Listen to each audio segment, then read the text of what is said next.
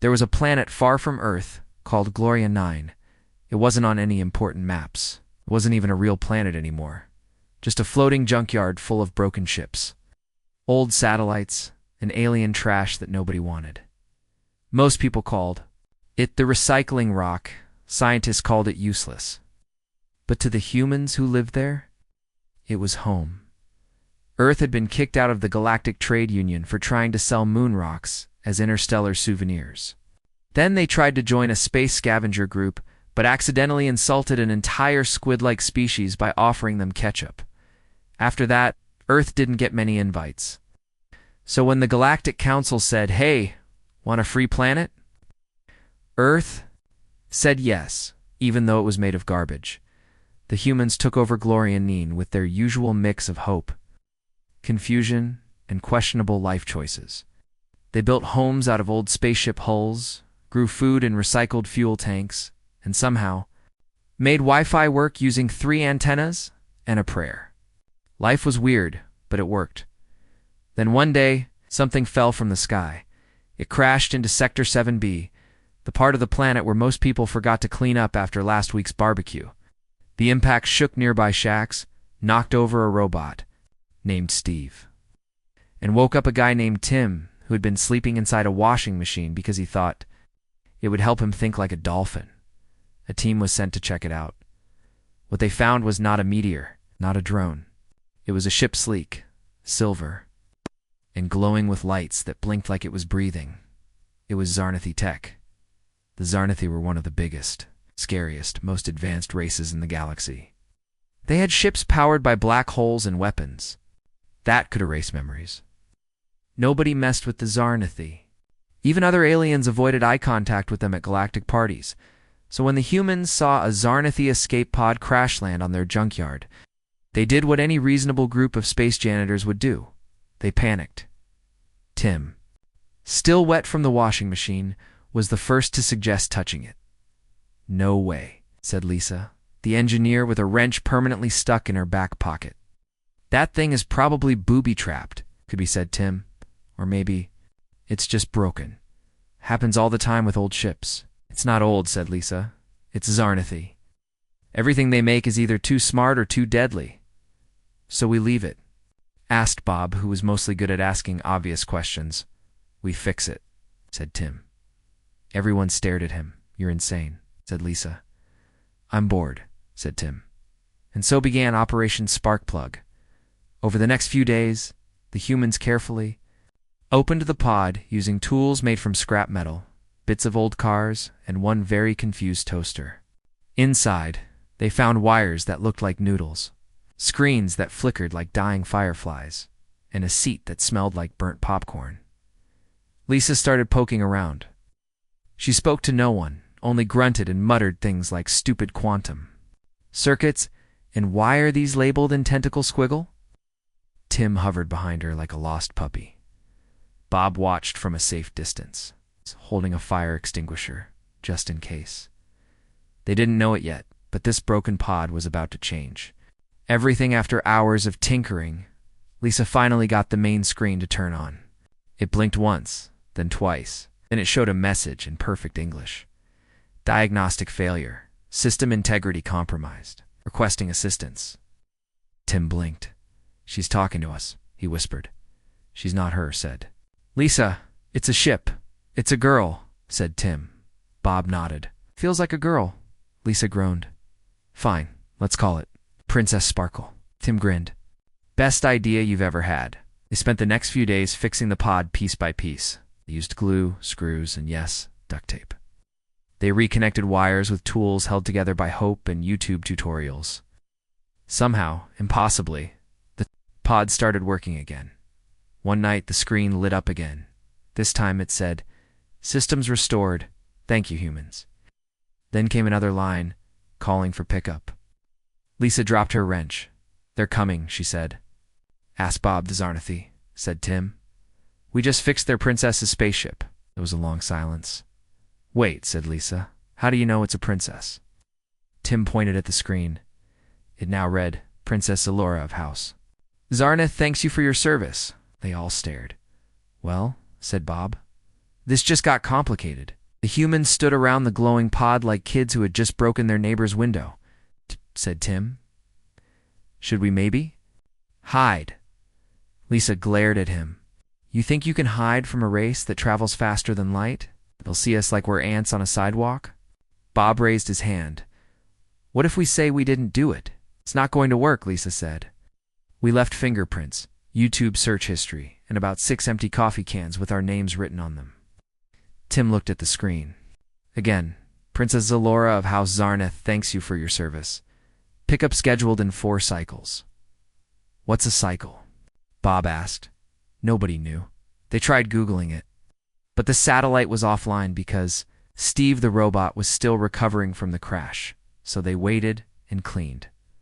A lot. They scrubbed rust off walls, painted over graffiti, and even gave Sector 7B a fresh coat of paint that smelled like pine trees, which none of them had seen in years. Tim built a welcome sign out of old bicycle parts and a toaster oven door. It read, Welcome, Princess. Hope you like junk. Elisa rolled her eyes. That is not professional. It's personal, Tim argued. 3 days later, the sky cracked open. Not literally, though. That would have been cooler. Instead, it was a sound like thunder wrapped in silence. A giant ship dropped from the stars like it owned the sky.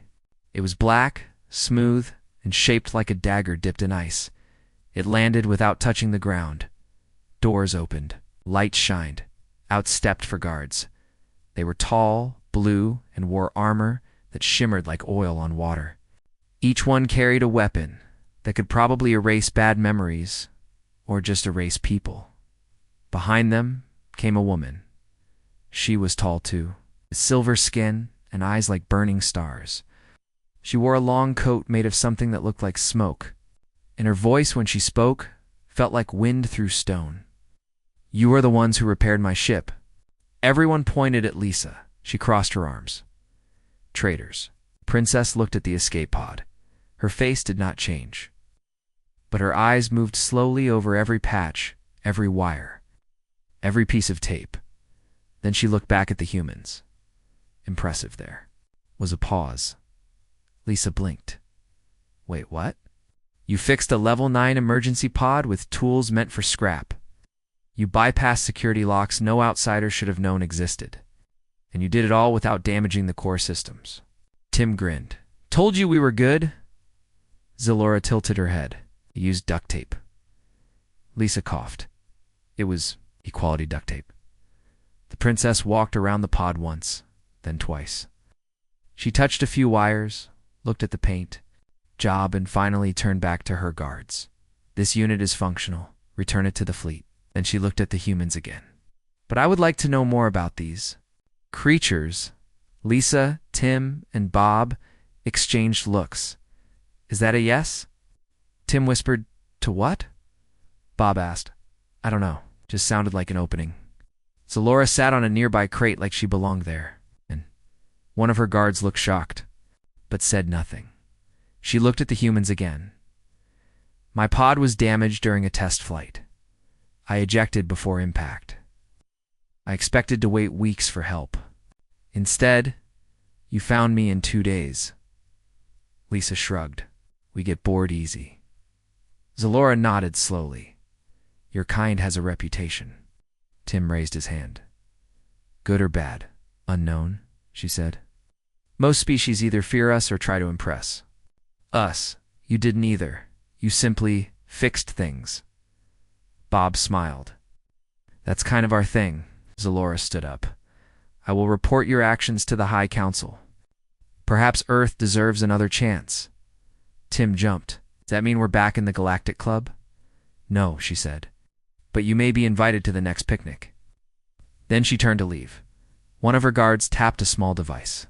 The pod lifted into the air and floated toward the big ship as the door closed behind them. Tim whispered, Did we just make first contact with royalty? Lisa nodded. Yeah, and we impressed her with glue and YouTube, Bob added. Also, we spelled welcome wrong. Tim looked at the sign. Oh no. He ran to fix it. Lisa watched the ship disappear into the sky. Well, she said, that was weird. Steve the robot beeped from behind a pile of trash, and loud, he added. Then one day a signal came in. It blinked on Lisa's screen like it was trying to get attention. She said. We got a message. Tim ran in with a wrench in one hand and a sandwich in the other. From who? Lisa read the text out loud. To all Zarnathi allies, Earth humanoids have demonstrated unexpected technical capability. Further observation is requested. Bob walked in holding a bucket full of wires. Is that space talk for we're in trouble? No, Lisa said. I think it's space talk for tell us more. They stared at the message for a long time. Finally, Tim said, can we reply? Lisa tapped the keyboard. A new line appeared. Earth base Gloria 9. Open to questions. They hit send and waited. 3 minutes later, the screen lit up again. This time, it wasn't just one message. It was a flood. From Commander Vrelk Croxy Warfleet question. What materials were used to repair the escape pod? From Science Unit 44B Varex Research Station request. Share video footage of humans performing repairs. From Envoy Illyra Diplomatic Corps. Inquiry. Are Earth humans available for interspecies tech exchange? Tim blinked. Are we famous now? Bob dropped his bucket. Did we do something right? Lisa started typing fast. She sent videos of them fixing the ship, explained what tools they used, and even added a short note about how duct tape should be considered a universal tool. The replies came faster. Some aliens wanted to know if humans could fix their ships. Others asked if Earth had special training schools. One message was just a picture of a broken toaster with the words, "Can you help? This is important." Tim replied, "Yes, but only if it's fancy." Meanwhile, Steve the robot tried to join the conversation by sending a beep code that translated to, "I also fix things. Please notice me." Lisa patted him on the head. Good bot. Over the next few days, the humans became the most popular people in the galaxy. Not because they were strong or rich, but because they knew how to fix stuff. And not just machines. They helped solve problems no one else could. Like when a floating city lost power because of a tiny bug stuck in a main control panel. The humans figured it out by watching a video where someone sneezed near the system and caused a flicker, or when a group of jellyfish-like aliens couldn't open their own storage pods. Tim showed them how to use suction cups as keys. Lisa started getting messages from scientists, engineers, and even chefs asking for help with weird space gadgets. She called it Human Help Desk. Bob made a logo with a wrench, a smiley face, and the words, "Humans fix things." Sometimes, even the Galactic Council noticed. A new message arrived from the Zarnathi. High Command request, Earth humans to visit Zarnath Prime for official review. There was a pause. Then Bob said, "Wait, are they inviting us to their planet?" Lisa nodded slowly. "Looks like it." Tim jumped up and down. "Do we go?" Steve beeped excitedly. Lisa looked at the message again. Zarnath Prime was a huge world, home to billions of Zarnathi, guarded cities, and technology so advanced it made lasers look like candles, and they wanted a bunch of junkyard humans to come there. She took a deep breath. "Yes," she said. "We go," Tim yelled. Bob high-fived. Steve. Even the toaster cheered somehow. But before they could celebrate too much, another message popped up. This one wasn't from the Shernay. It was from somewhere else. The message read, "Warning. Not all species welcome Earth's rise. Be careful who you trust." No name. No sender. Just silence after that. Lisa frowned. "That's creepy." Tim stopped smiling. "You think someone doesn't want us to go?" Bob looked nervous. "Maybe we're not just going to a meeting. Maybe we're walking into something bigger." Lisa stared at the screen. Then she stood up. "Well," she said, "guess we better pack tools." The humans had never seen a planet like Zarnath Prime. It was huge, bright, and full of towers that looked like they were made from glass and lightning. Ships flew between buildings like birds made of light. The sky shimmered with colors that didn't exist back on Earth. Tim stared out the window of the Zarnathi shuttle and whispered, "I think I just dreamed this." Lisa elbowed him. "Don't drool on the seat. We're guests." Bob adjusted his shirt, ironed for the first time in months, and said, "Do you think they'll like us?" "Probably not," Lisa said. "But we'll fix things anyway." The shuttle landed on a floating platform above the tallest building. Doors opened. A group of guards stood waiting, tall and blue like Princess Zalora. They didn't smile. They didn't frown. They just nodded. One of them stepped forward and spoke in perfect English. "You are expected." They followed the guards. Through long halls made of smooth stone and glowing lines. The walls changed color as they walked. Lights blinked like they were watching. Tim whispered, "Is it me, or is this place alive?" "It's probably alive," Lisa said. Finally, they reached a big room with a round table. Around it sat aliens of all shapes and sizes. Some had 4 eyes, one had none. One looked like a walking jellyfish wearing a hat at the head of the table. Was Princess Xe Laura? She stood up when they entered. "Welcome, humans." Everyone turned to look. Lisa felt her heart beat faster. Then Zalora smiled, just a little. "We are here to learn about your people. You fixed what should have been unfixable. We wish to understand how." A jellyfish alien raised a tentacle. "What do you want in return?" Tim answered before anyone could stop him. "A better Wi-Fi signal." Lisa facepalmed. Zalora tilted her head. "That is oddly specific." Bob stepped in. "What he means is, we don't want anything fancy. Just knowledge, maybe some tools, if possible, a few upgrades for our base." Another alien spoke, this one with a voice like thunder. "You are not asking for power or weapons." "Nope," Lisa said. "We just like fixing stuff." There was silence then. Slowly, the room filled with quiet talking. Some aliens looked confused. Others curious. Xe Laura raised a hand. The room fell silent. "We will begin with a test," she said. Lisa frowned. "Another one." "Yes," Zalora said. "This time not for survival. It's time for understanding." She snapped her fingers. Screen lit up behind her. On it was a broken ship. Its core was cracked. Its engines were frozen. Its navigation system was offline. And it wasn't just any ship. It was old. Very old. Lisa read the label at the bottom. Prototype Class 1. Varex warship. Status lost. She looked at Zalora. "You want us to fix this?" "Yes," Zalora said. "No help. No instructions. Only your tools and your minds." Tim rubbed his hands together. "Oh boy, I love puzzles." Bob sighed.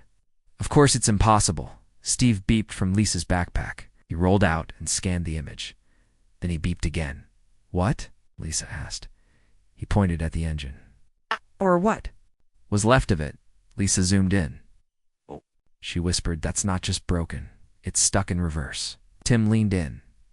"You mean it's trying to fly backward?" "Exactly," Lisa said. "That's why the systems are failing. It's fighting itself." The aliens watched. In silence, Zalora asked, "Can you fix it?" Lisa looked at Tim, then Bob. They grinned. Together they said yes. And so began the most important repair job in human history. For hours, they worked. They used tools they barely understood. They rewired circuits with wires thinner than hair. They bypassed locks with code they translated from blinking lights. And yes, they used duct tape. When they finally finished, the screen showed the ship glowing with new life. System status. Online, there was silence. Then clapping, soft at first, then louder. Even the jellyfish gave a happy wiggle. Zalora stood. "You did what no Zarnathi engineer could." Lisa shrugged. "We work well together," Tim added. "Also, we don't overthink things." Bob nodded. "And we know when something's broken because it's trying too hard." Zalora looked around the room. "This proves it," she said. "Humans are not weak. They are adaptable. They see solutions where others see failure." One of the aliens stood. "Then what do we do now?" Zalora looked at the humans. "Invite them," she said. To the Galactic Tech Council, there was shock. Some aliens looked angry, others surprised, but Lisa only smiled. Tim jumped. "Does that mean we get uniforms?" Bob whispered, "Do we even know what that means?" Lisa whispered back. just got into the biggest club in space, somewhere deep in the shadows of the room. An unknown figure sent a message. Tea didn't come from Princess Zalora or the Zarnathi leaders. It came from somewhere else, a hidden signal buried inside. Their shuttle's navigation system. Lisa was the one who found it. She stared at the screen, eyes wide. "What is it?" Tim asked, leaning over her shoulder. "It's a warning," she said, "from someone called Agent Rook. Says we're not safe." Bob frowned. "Not safe? We just got invited to the biggest space club." Tim grinned. "Maybe we made enemies by being too awesome." Lisa clicked the message open. More text appeared. "You've been accepted into the Tech Council, but not everyone wants you there. Some fear what humans can do. Stay alert. Don't trust everything you see." There was no picture, no voice. Just those words and a small map, with a blinking dot labeled Safe Zone. "Meet me." Tim clapped his hands. "Oh, a secret meeting. I love spy stuff." Bob looked nervous. "I don't like spy stuff," I barrel. "Why survive breakfast?" Lisa thought for a moment, then she stood up. "We go," she said. "If someone really wants to help us, we need to know why." Steve beeped from the corner. He rolled over and flashed a green light. "Good bot, Lisa." Said they left the main building where they had been staying, followed the map through the city of Zarnoth Prime. The streets were full of alien life, creatures that walked, floated, and even sang their way through the sky. Tim kept stopping to stare at things. "That guy has 6 arms and is juggling fire. That lady is made of water, and that one's just a voice in a floating bubble." Lisa pulled him along. "Focus." They reached the location on the map, a small cafe built inside a hollow tree. The menu was written in glowing smoke, and the drinks changed flavor depending on your mood. Tim ordered something called Purple Sadness. It tasted like blueberries and regret. Then someone sat at their table. A tall figure wearing a black coat and a hood that hid most of their face. "Agent Rook?" Lisa asked. The figure nodded. "You're not going to kill us, are you?" Bob asked. "No," the figure said, "but others might." That shut everyone up. Rook looked around, then leaned in. "You think you're here because you fixed a ship," they whispered. "But that was just the test. You passed it. And now some people want you gone." "Why?" Lisa asked. "Because humans are dangerous," Rook said. "It's not because you have weapons or armies, but because you solve problems. And that scares powerful groups." Tim blinked. "Wait, we're scary?" "In a way," Rook said. "You look at broken things and fix them. You find solutions others ignore. That makes you useful and threatening." Bob looked worried. "So what do we do?" Rook slid a small device across the table. It looked like a tiny cube with lights blinking on it. "This will keep you safe," Rook said. "It blocks tracking signals and hides your location. But more than that, it gives you access to something the Council doesn't want you to see." Lisa picked it up. "What is it?" File, Rook said. "About Earth." Everyone froze. "Earth." Tim whispered, "What about it?" Rook stood up. "Find out for yourself, but be careful. If they catch you reading it, you'll wish you were back on your junk planet." And with that, Rook vanished into the crowd. Silence fell over the table. Then Tim said, "Okay, so who's opening?" "The file?" Lisa looked at Bob. Bob looked at Steve. Steve beeped nervously. Lisa sighed. "Fine, I'll do it." She connected the cube to her wrist computer. Lights blinked. Door opened in the data. Text filled the screen. Project Terra known, human. Potential index. Level Omega threat level. Unknown recommendation. Monitor only warning. Do not underestimate, Lisa. Read it again. Then again Tim looked over. Is that good or bad? Lisa closed the file slowly. "I think," she said, "we're not just here to fix ships anymore." Bob gulped. "Then what are we here for?" Lisa looked out the window at the glowing towers of Zarnoth Prime. "I think," she said, "we're here to change the galaxy." Outside, the sky shimmered. Somewhere far away, a shadow moved, and the hidden enemy began to plan. She kept thinking about the file, about what Agent Rook had said, about how they were being watched. Tim, on the other hand, was wide awake and hyper. "I think we're spies now," he whispered, pacing their small room in the Galactic Tech Council building. Bob groaned from his bed. Nope. I did not sign up for this." Steve beeped nervously from the corner, rolling back and forth like he was trying to escape without legs. Lisa finally sat up. "We need a plan." Tim grinned. "Oh, do we have code names yet?" "I want to be Agent Wrench." Bob sighed. "You already used that name on our base Wi-Fi." Lisa opened the secret cube again. She scrolled through the file more carefully this time. It wasn't just about humans. It was about Earth's history, its potential, and something called the Silence Protocol. Tim squinted at the screen. "What's that?" Lisa read out loud. "A hidden directive issued by the Galactic High. Command. Purpose. To observe human development and decide if they are allowed to grow freely or must be contained." Silence filled the room. Bob sat up. "Wait, you mean someone might try to stop us from getting stronger?" Lisa nodded. "Yes." Tim frowned. "That's not cool." Steve beeped angrily. Lisa looked at them both. "We've been noticed. And not everyone is happy about it." Then the lights flickered.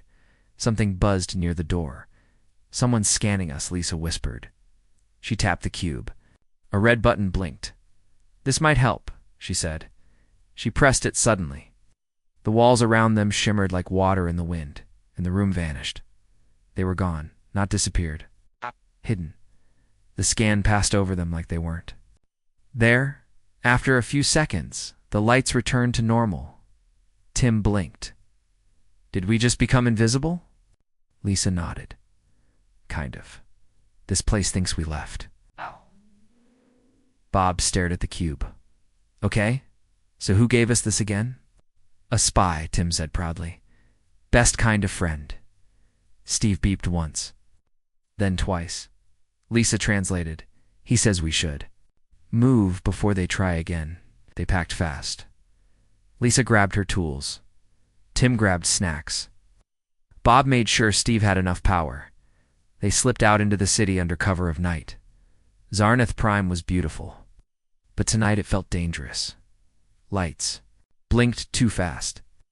Shadows stretched longer than they should. Something was watching. They followed the map on the cube until they reached an old maintenance tunnel behind a floating garden. It smelled like rust and old wires. Tim smiled. "Feels like home." They crawled inside. The tunnel twisted and turned, leading them deep under the city. Finally, they reached a small room with glowing panels on the walls and one chair in the center. And waiting for them was Agent Rook. This time, the hood was down.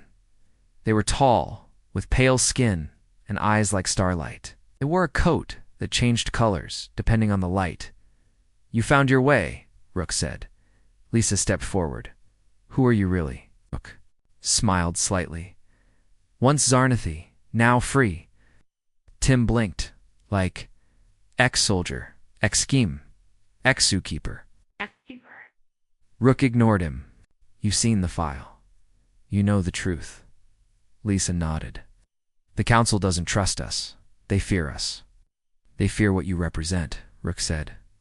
"Hope, change, unpredictability." Bob scratched his head. "So, we're like space rebels now?" "Yes," Rook said. Tim pumped his fist. "Yes," Rook continued. "There are others who believe in freedom. In growth, in letting species rise without control." Lisa asked. "How many?" Rook paused. "Enough."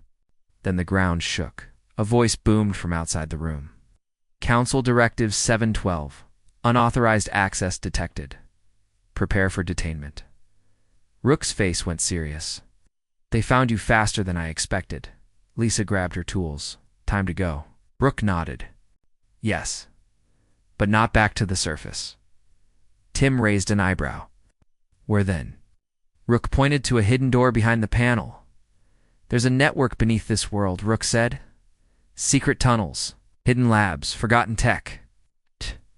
If you want to survive, you'll need to learn it," Bob groaned. I don't even know how to use the coffee machine back home. Tim clapped his hands. Adventure time. Lisa looked at Rook. Will you come with us? Rook shook their head. Job here is done. Yours is just beginning. The door behind them began to crack open. Metal boots echoed closer. Rook pushed them toward the hidden path. Go, they said. And remember, you fix things. Fix this galaxy. They dove through the door. Behind them, the room exploded in light, but they didn't look back. They ran down deeper into the unknown. Issa, Tim, Bob, and Steve ran as fast as they could. Pipes hummed above them. Wires pulsed with soft blue light. Somewhere behind, Zarnathi guards were closing in. Tim whispered, Between breaths, I think we're going to die in a place that smells like old soup. Bob groaned. You had to say soup, didn't you? Steve beeped nervously from behind them, rolling as fast as his tiny wheels could go. Rook's map glowed on Lisa's wrist screen. Blinking dot showed their location deep under. Zarnath Prime. There. She pointed. A door stood at the end of the tunnel. Big, metal, covered in dust. Tim pushed it open with a grunt. Inside, wah, is a huge room filled with machines, broken ships, glowing panels, and floating screens. It looked like a junkyard built by genius robots. Whoa, he said. This place is amazing. Lisa stepped forward. This must be one of the hidden labs Rook told us about. Bob looked around. So are we hiding here, or fixing something bigger? Lisa smiled. Both. She walked up to a central console. Lights blinked slowly, like it was waking up. Tim leaned over her shoulder. What does it do? Lisa tapped a few keys. The lights in the room turned on full power. A voice echoed. System online. Welcome, operator. Tim grinned. I'm excited, Bob asked. Can we control this whole place? Lisa nodded. Looks like it. Just then, the entrance door burst open behind them. Zarnathi guards poured in. Weapons raised. Step away from the console, one ordered. Lisa raised her hands slowly. Tim whispered, Should I duct tape their feet together? No, Lisa whispered back. But get ready. Then she turned to face the guards. We didn't come to steal anything, she said. We came to show the truth. One guard stepped forward. You access classified systems. You broke Galactic law. Lisa crossed her arms. And what law says humans can't fix things? Or learn? Or grow? The guard didn't answer.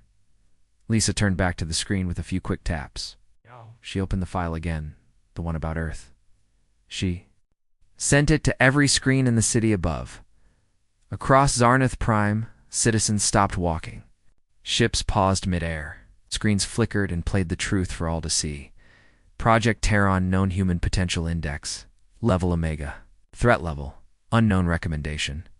Monitor only warning. Do not underestimate gasps. Filled the air in council chambers. Leaders stared at the data.